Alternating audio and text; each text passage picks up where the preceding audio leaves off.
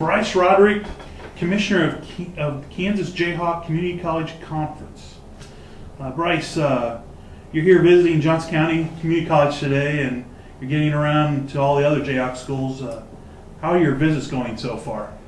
Jim, I think this is my 10th out of the 19 community colleges that I've visited. I visit Kansas City, Kansas tomorrow. So trying to get around to visit each campus and visit with the athletic department staff meeting, get a chance to kind of talk to coaches on their own turf. Also gives me an opportunity to meet with the college presidents and ADs and just talk about some rule changes. Basically what I've done is either in the NJCCC level or through the Jayhawk Conference, some rule changes. And then give them an opportunity in a very informal setting to ask questions, kind of a question and answer thing. And it's been going very well. 19 community colleges spread out all over the state from corner to corner and border to border. So it takes some time, takes some travel, but it's going good, and I think it's been very well accepted. So you've been busy? Been very busy, a lot of miles. All right. The fall sports seasons are in full swing. Can you give us some highlights? Sure.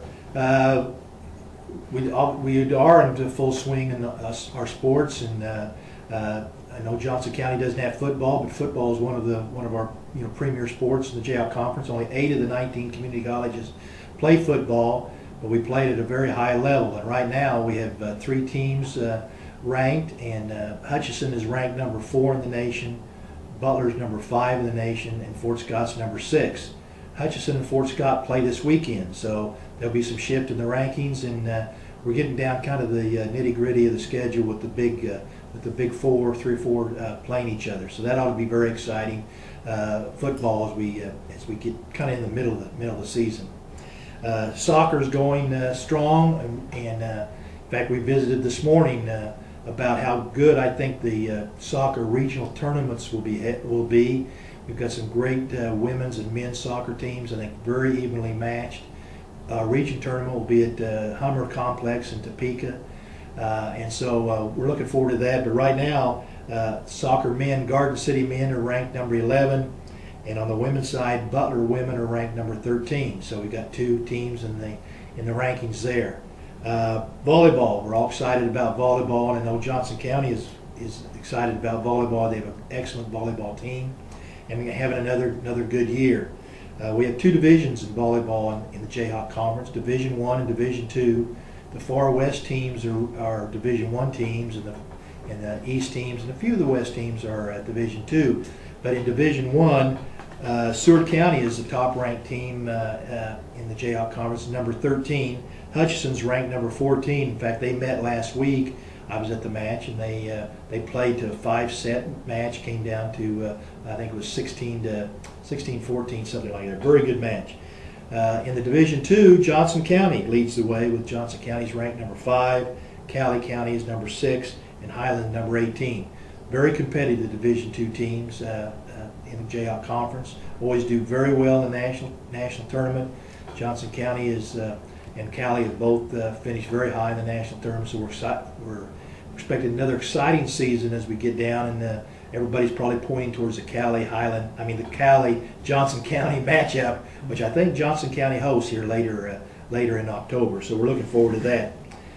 Golf, obviously we have to play a lot of sports in the Jayhawk Conference. And golf, men's golf is at McPherson this coming weekend for their 3rd designated tournament. Golf a little different in the Jayhawk Conference and nationally in that we play a 2-semester sport. We try to take advantage of the weather. Pretty good golf weather in the fall, and then pretty good weather again in the spring. So they don't have to start so early with their golf when it's kind of nasty in February and March. They can kind of wait until the weather gets good. And they're playing their 3rd designated tournament in McPherson. In cross country, we have some really good cross country teams. And on the men's side, Cali County is ranked number 2, Garden City is number 3, and Butler number 4. So 2, 3, 4 on the men's side. And the women, Cali's number 2, and Butler County is number 8. So we have a really strong cross-country track program in the Jayhawk Conference. And Johnson County will host the Region 6 cross-country tournament on October the 24th. So be a chance for everybody to come out and really see some good cross-country. a little difficult to watch. You kind of have to kind of move around the course and stay out of the way, but you can watch it, and it gets pretty exciting when you have those kind of ranked teams. So it's been everything's full swing, busy going, and that we're having a really good fall season. It sounds like we're having look ahead to some really good matches and games and championships coming up. We really are, Jim. I think it's really evenly matched, and again, that's what's so good about the Jayhawk Conference. We have some teams that really compete at a high level, and there's usually a bunch of them, and so they're all pretty well matched. And so it makes it for an exciting season. And then we get to postseason, Region 6, and we really have a strong finish. So, and hopefully then that carries over into the national championships. Looking ahead, we're going to kick off basketball season in about a week or so. It's hard to believe with all these things we just talked about that we're going to start basketball, but it is coming up. Basketball season's coming up. They start practice October the 1st, so that's just around the corner. And then we have our basketball press conference will be held in Wichita on October the 26th. Kind of learn about all the men's and women's basketball teams.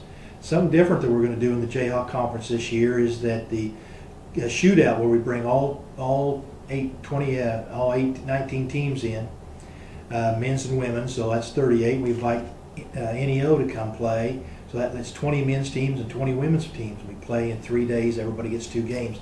That's going to be done in January this year, where normally it's been the first week in December. We're going to play January 8th, 9th, and 10th in Coffeyville, the shootout. What that does is that means that we have to play some conference games in December.